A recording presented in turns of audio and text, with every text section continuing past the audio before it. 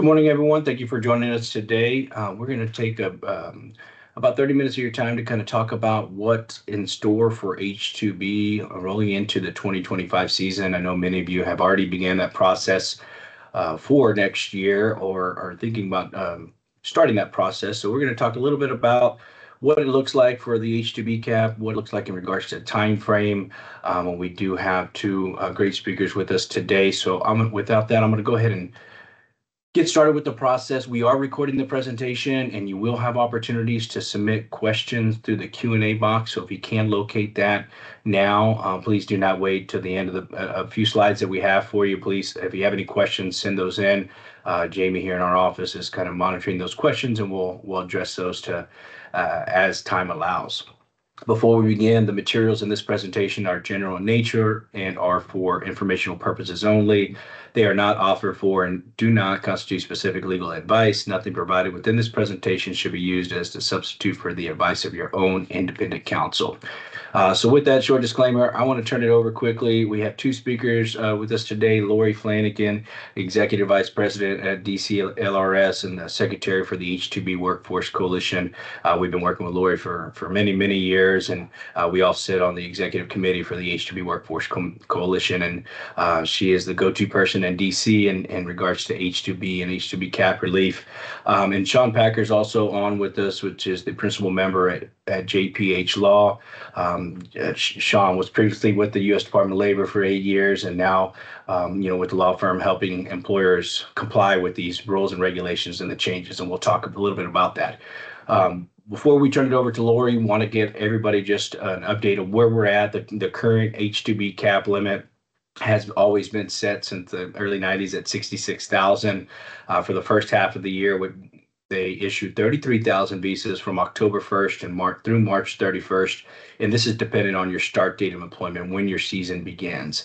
The second half of the fiscal year begins April 1st and through September 30th. And the initial second half, 33,000 visas will be issued at that time. And we'll talk about cap relief and what that means and how many supplemental visas we've been receiving in the past through both administrations. But putting those numbers in perspective, I've got the 2023 H-2B statistics here for you. They have not finalized the 24 since we're still in the fiscal year 2024 currently, but you can see here last year there was positions requested there 274,000, and they certified over 211,000 workers. And by certified, that means the U.S. Department of Labor agrees and understands that every petitioner, every employer that submitted those applications were unable to fill 211,000 positions for the H-2B program as they're testing the local labor market. And from the previous year, this was a 14% increase. We expect the program continue to be overutilized. 211 is much more than 66,000, the visas allotted, and even with the supplemental visas that we've been receiving. But we still have to go through that process, test the local labor market to confirm to the U.S. government that there's just no workers available for you for your seasonal need.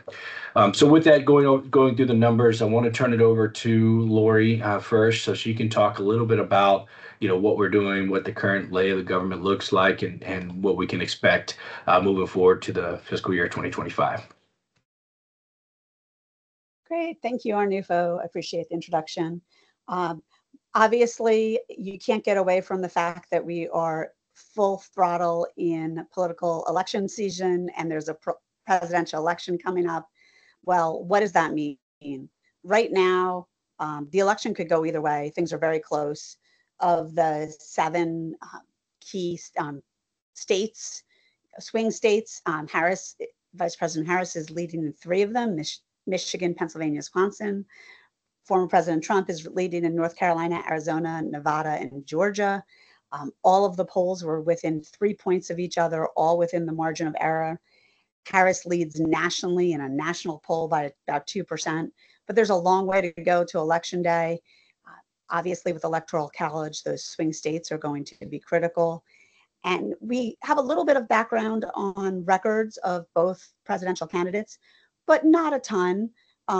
We know that when Donald Trump was president, that he did release H-2B visas, the first year 15,000, the second year 30,000, and the third year 2020 The Trump administration was poised to release 35,000 H-2B visas under that discretionary authority that's been given to the Department of Homeland Security for the last several years. That was then canceled because of the pandemic. We know that President Trump had used H-2B workers and H-2A workers in some of his businesses, but there are a lot of people in his administration who are very opposed to the H-2B program, the H-2A program, and others. We also know that the Project 25 proposal that's out there by the Heritage Foundation, which Donald Trump said is not his proposal, but it's a lot of advisors to the Trump campaign, is calling for a phase out and elimination of both the H-2A and H-2B programs. So a lot of uncertainty, but we know there is a record of some supplemental visas being released. President Biden, obviously, the last 2 years has released the 65,000, almost 65,000 supplemental visas under that same discretionary authority. The vice president did travel to Guatemala shortly around that announcement, talking about capacity building in Guatemala, trying to improve the country and the economic conditions in the Northern Triangle. But we don't know specifically where she lands on H-2B supplemental visas. We do know that back in 2018, when she was in the Senate, she did introduce some legislation that would create overtime pay and eliminate some minimum wage exemptions for H-2A workers, really trying to bring the federal H-2A program and wage standards in line with what already existed in California. Vice President Walz, when he was in the House, did sign a letter in 2017 asking the Appropriations Committee to implement a returning worker exemption. There are H-2B workers in Minnesota and in Mankato, the area that he is from, but he is also very close to organized labor. And we know that we have a lot of opposition from organized labor on the far left and from groups like Numbers USA and anti-immigration groups on the far right. So our job is really to find something in the middle. We also know that every year, comprehensive immigration reform has been an elusive thing that we just can't get to that permanent reform solution. There's a lot of conversations. There's a bipartisan group of members that are looking at some less controversial immigration reforms for next Congress. But really the only game in town for the last several years has been doing things through the annual appropriations process. Congress has to fund the federal government and all federal agencies by passing spending bills for all the federal agencies. And cap relief has really been the way we've been able to do it has been through the Department of Homeland Security appropriations bill. Congress is supposed to, in theory, pass all appropriations bills by October 1st, the start of the new fiscal year. That is absolutely not going to happen this year. It rarely happens. We're going to have a short-term spending bill that will continue till probably sometime in December after the elections, and we could even potentially see something extending till February. But what happened this year, which really helped us with, and all of our members with planning and accessing their H-2B workers, is when that temporary spending bill was passed, it extended the current status quo discretionary language that gave the Department of Homeland Security the ability to release 64,711 additional H-2B visas for the fiscal year. And that temporary authority that was extended allowed the Biden administration in October to put out kind of the blueprint for the year on how all of those supplemental visas were going to be released and, you know, according to what schedule. And so that once the cap was hit for the first half of the fiscal year, those supplemental visas were already being made available to our members and other H-2B users. So our hope as FEWA and as part of the H-2B Workforce Coalition is to really encourage President Biden, while he is a lame duck president, he will be leaving office on January 20th.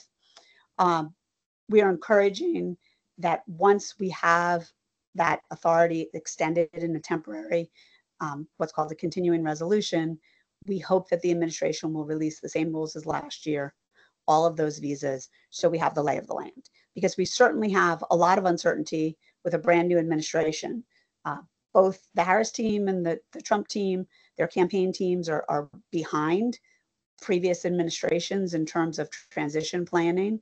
That means choosing who their cabinet secretaries will be, not only their Secretary of Homeland Security, Labor, and State, but also those sub-cabinet positions. Who's going to be the head of U.S. Citizenship and Immigration Services, or the Employment and Training Administration of the Department of Labor. So getting something out early before we have the new president sworn in, before we have to educate new team members, is going to be crucial and a key activity of FEWA and the H-2B Workforce Coalition. If you go to the next slide, please, Arnulfo. So where are we, though, with those appropriations bills? The House passed an appropriations bill. I think many of you have heard our dismay that originally the committee, the House Appropriations Committee, passed a bill that said basically DHS must release those supplemental visas, basically saying that DHS had to release nearly 65,000 additional visas in addition to the 66,000 cap.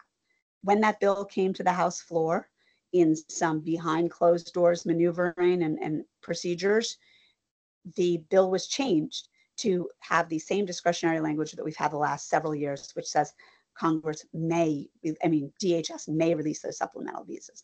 Obviously, we prefer the language that says shall, which means must release the visas, taking away discretion, especially with the uncertainty around a new administration and a new Congress.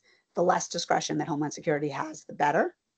That being said, as I mentioned earlier, we're still going to work and try to encourage the Biden administration to release those visas prior to the final passage of all these appropriations bills, which we don't suspect will be wrapped up till December or even potentially February.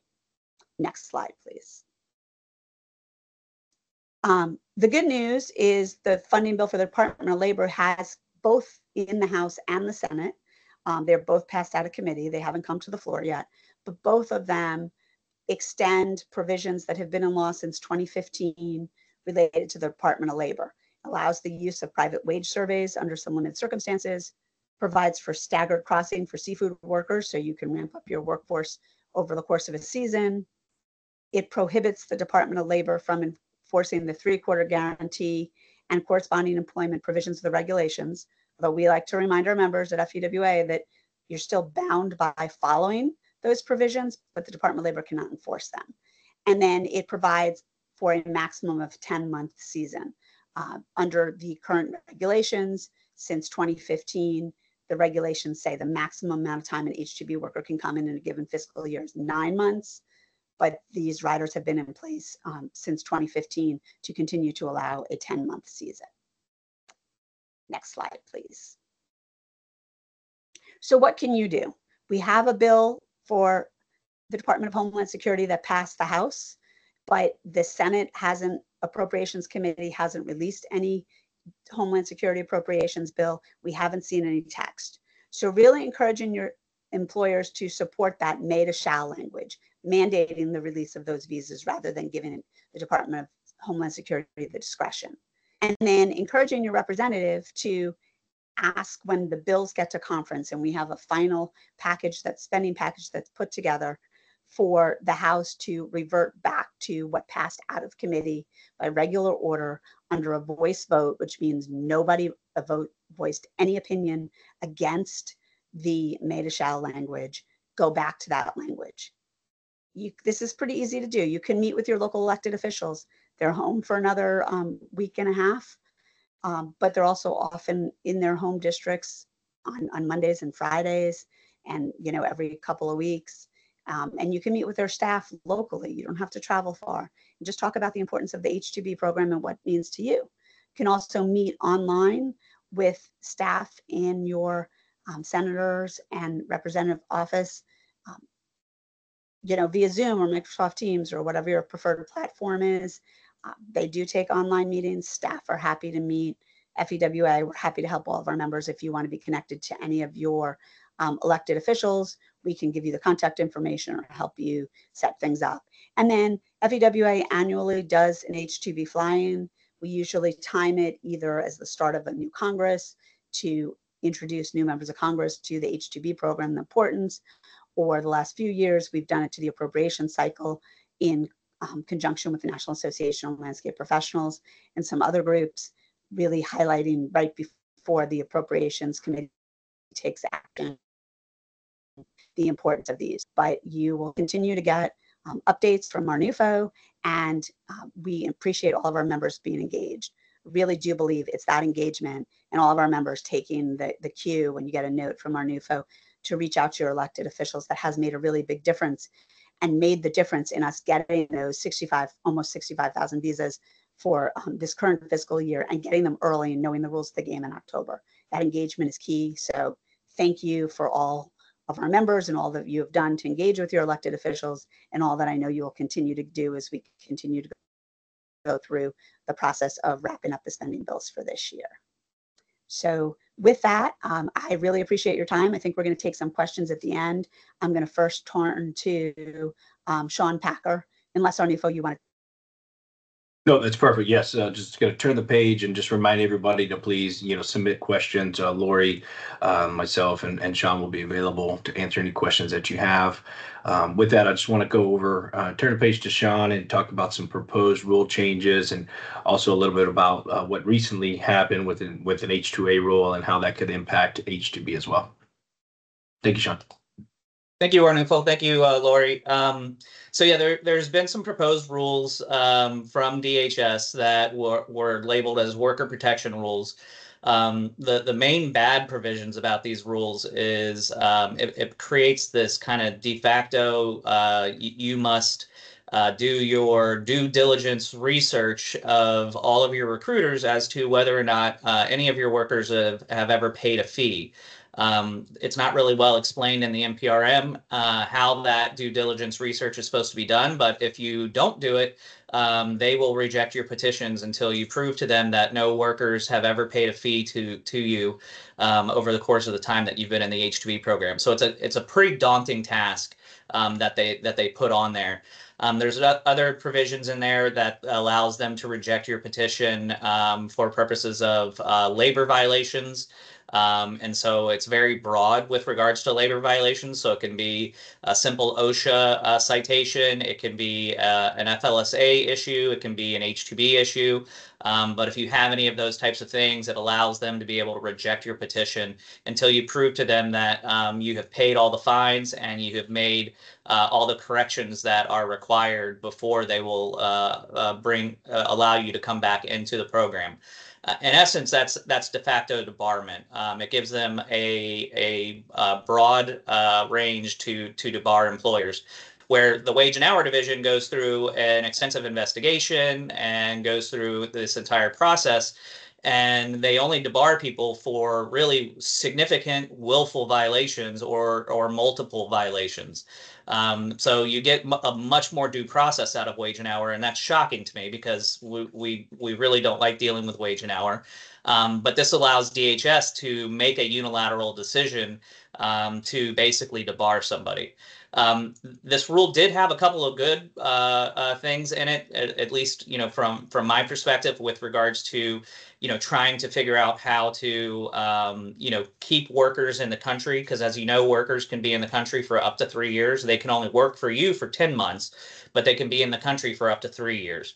And so if you remember back during COVID, they provided a couple of provisions that allowed workers to be able to transfer and then start working immediately. And that is something that they proposed in this to kind of mirror the H-2A program, which workers can transfer and start working immediately for E-Verify employers. They took out the E-Verify portion and allowed it to be any employer that they can start to work for immediately, so long as a valid I-129 has been filed. They also did some good things in the sense that they mirrored the H-2A program, where in the time that you can come in early, they allowed the workers to come in early, similar to for the H-2B program where it's 10 days, they allowed the H-2A program the same thing. And then on the back end, the H-2A program gets 30 days, and they gave that to the H-2B program. So that gives workers 30 days to find a new job after a contract. Again, keeping workers in the country so that we kind of cut down on the cap pressure. And then one of the other things that was interesting is they actually said that the H-2A program and the H-2B program can also be dual intent for the workers. The workers can have dual intent. And what that basically means is it mirrors the H-1B program, where workers can enter the country on a temporary visa, but still have a permanent visa already applied for. Currently, what happens is as soon as you file that for that permanent visa for an H-2A or an H-2B worker, they can no longer enter the country without proving that they have non-immigrant intent.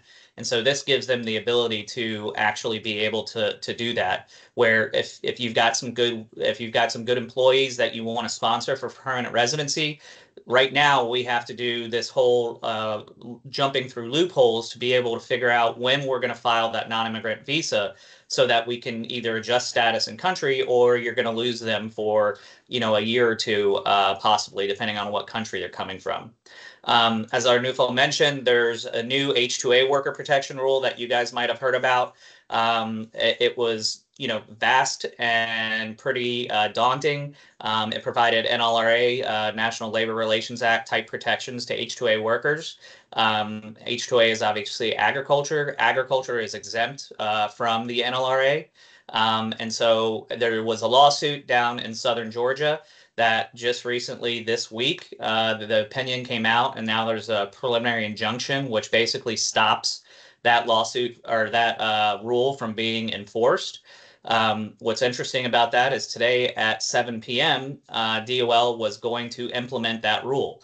The opinion in that case down in southern Georgia limited it. Instead of making it a nationwide injunction like a lot of them have been lately, it's limited to the parties in that case. And there's 17 states, that are in that injunction.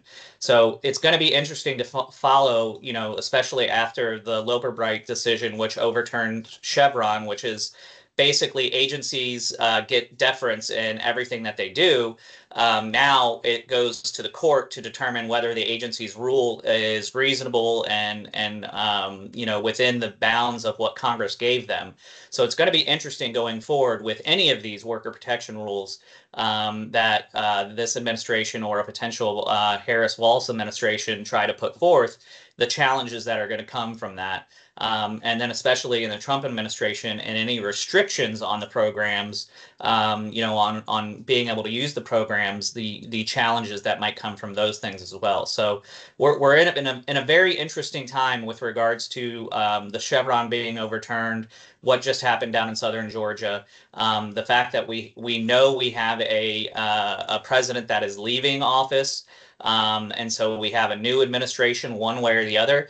That H-2B rule that I mentioned at DHS, was an NPRM. It's sitting and we're waiting on it to come out as a final rule, but we haven't seen it yet. DOL has already articulated that they're going to do a worker protection rule in the H-2B program, but we haven't seen the NPRM, which is the first step. So, that's likely not to get done before the Biden administration leaves office. So again, we're just in a very interesting time watching these regulations and seeing how that's going to affect employers in the regulated community.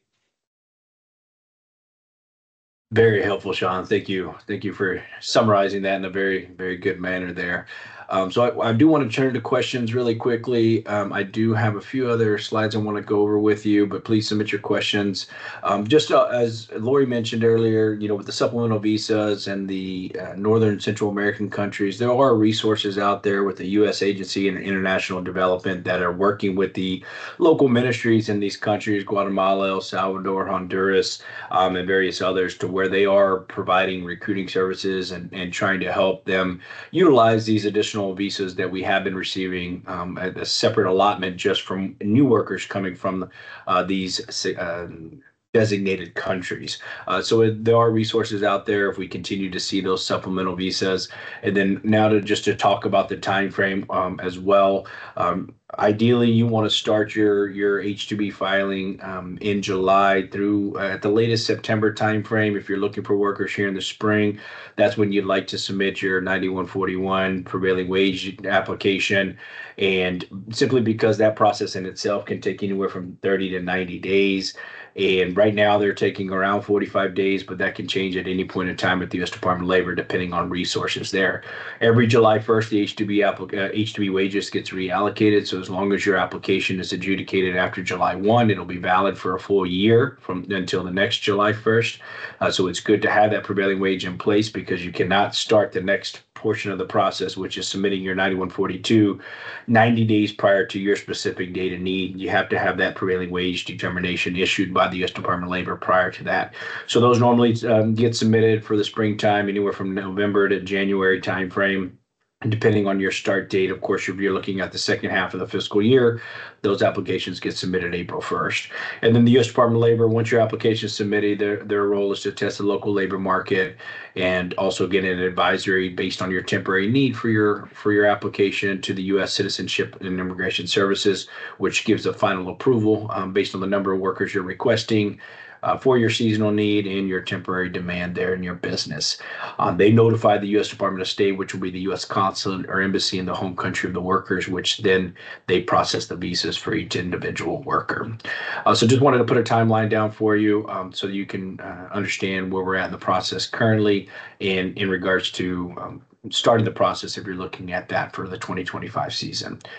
So with that, I'm going to turn it, see Jamie has any questions. I have my contact information here for you. Please feel free to reach out to me directly or just to the FEWA office and for anybody who has questions that we may not have time to cover today. But we do have a few minutes, so I do want to turn to the queue. And again, if you'd like to just verbally ask your question, you can choose the raise the hand option and Jamie can unmute your line. But Jamie, do we have any questions in there in the queue now?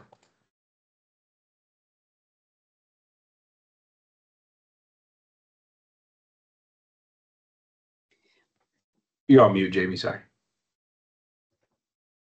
I apologize. Information to send out to our officials. Can we review that slide, number 9? Sure, and I can jump in. Arnulfo often sends out emails that does have a template of what you can use to send your elected officials. As Congress is coming back after Labor Day, we will have a new kind of alert with a template that gives you kind of, here's the phone number to call, here's some talking points you can make, or here's, an email. And we certainly will be sharing that with everyone as a follow-up. Thank you. Yes, it's always good to add your personal story in there. We definitely have the talking points and what the ask is in regards to me to shall and those types of things. But adding what the H-2B program means to your business, number of workers and those types of things, what it means to your local economy, all those are important points as well. And one thing also in regards to the May to shall and cap relief during the continuing resolution. Our current number is, we've already been filing, like you said, we have to start that application process 90 days prior to the date of need. And the fiscal year begins October 1st. So we started those applications back in July.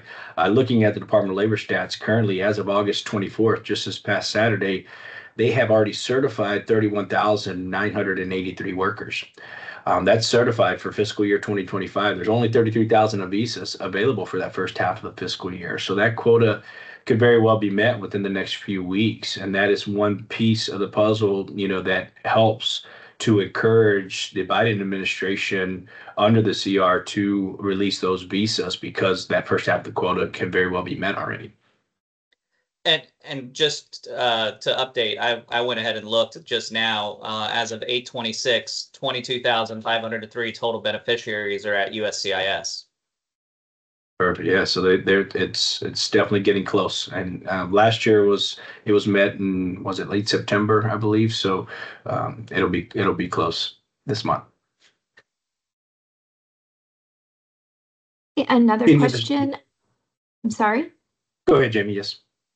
Do you anticipate there being a Northern Triangle carve out again this year if they release supplemental visas? I definitely anticipate that, and I would anticipate that under a Trump administration as well, because as Laurie mentioned, in 2020, they were going to release 30,000, and part of that 30,000 was going to be a carve out for the Northern Triangle countries. Yeah, great. The Northern Triangle designation first came up with President Trump's administration, was continued in the Biden administration, and I don't see anyone moving away from that. In fact, this past year, it was actually expanded a little bit to include a couple of different countries like Costa Rica and Ecuador. Exactly.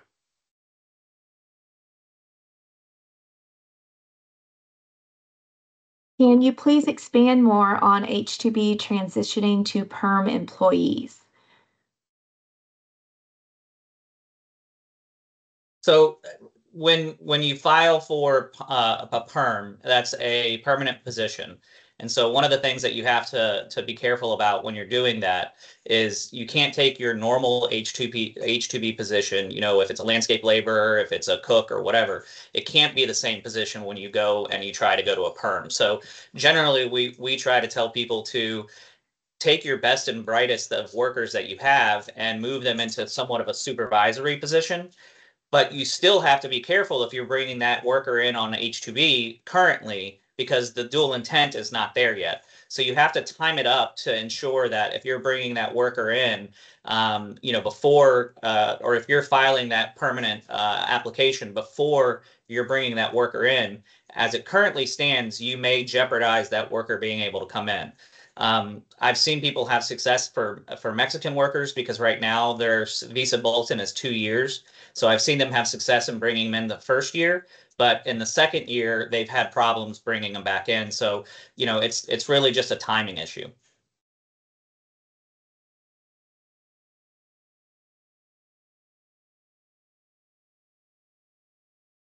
Any other questions, Jamie? I think we may have time for one more. No other questions. Okay, perfect. Well, thank you, Laurie, Shawn, for your time this morning. Here's my direct contact information. If any questions come up, please shoot me an email, give me a call. Happy to help any way we can. I can't thank you enough for getting this information as we're turning the page for 2025 already and getting these applications filed. And we will continue to, you know, follow your direction on you know, grassroots efforts and letting members know what the next step is here after Labor Day and continue beating the drum as best we can.